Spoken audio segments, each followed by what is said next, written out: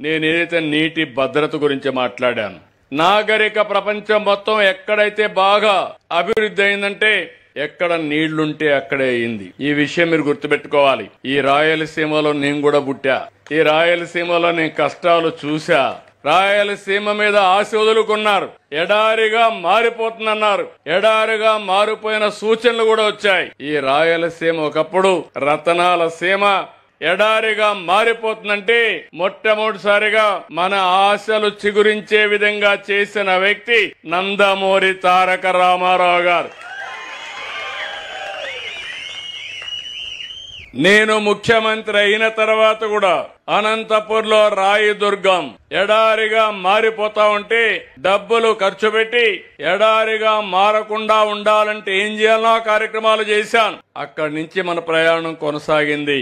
దేశంలో ఇప్పుడు కూడా రెండు జిల్లాలు తక్కువ వర్షపాతం పడే జిల్లాలు, అది అనంతపురం, జైస్వాల్.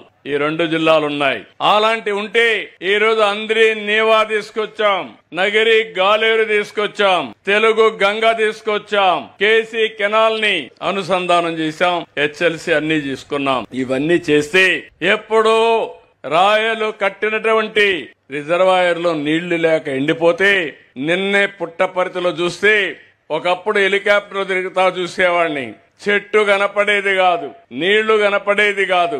ఈ రోజు గర్వంగా చెప్తున్నా, ఎక్కడ చూసినా జల కళ రాయలసీమకు వచ్చిందంటే అది మన దూరదృష్టి.